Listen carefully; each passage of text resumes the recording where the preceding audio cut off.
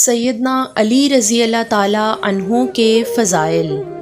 سعد بن عبیدہ رضی اللہ تعالیٰ عنہ نے بیان کیا کہ ایک شخص عبداللہ بن عمر رضی اللہ تعالیٰ عنہ کی خدمت میں آیا اور حضرت عثمان رضی اللہ تعالیٰ عنہ کے متعلق پوچھا۔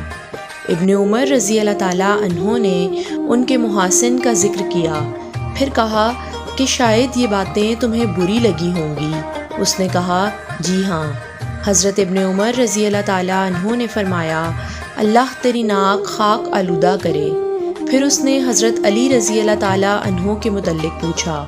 انہوں نے ان کے بھی محاسن ذکر کیے اور کہا کہ حضرت علی کا گھرانہ نبی کریم صلی اللہ علیہ وآلہ وسلم کے خاندان کا نہایت عمدہ گھرانہ ہے۔ پھر کہا شاید یہ باتیں بھی تمہیں بری لگی ہوں گی۔ اس نے کہا کہ جی ہاں۔ حضرت عبداللہ بن عمر رضی اللہ تعالیٰ عنہ بولے اللہ تیری ناک خاک آلودہ کرے، جا اور میرا جو بگاڑنا چاہے بگاڑ لینا، کچھ کمی نہ کرنا۔ صحیح بخاری۔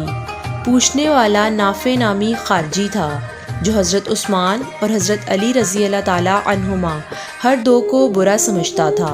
عبداللہ بن عمر رضی اللہ تعالیٰ عنہ نے حضرت علی رضی اللہ تعالیٰ عنہ کی خاندانی شرافت کا ذکر کیا، مگر خارجیوں نے سب کچھ بھلا کر حضرت علی رضی اللہ تعالیٰ عنہ کے خلاف سے خروج کیا اور ضلالت و غوایت کا شکار ہوئے۔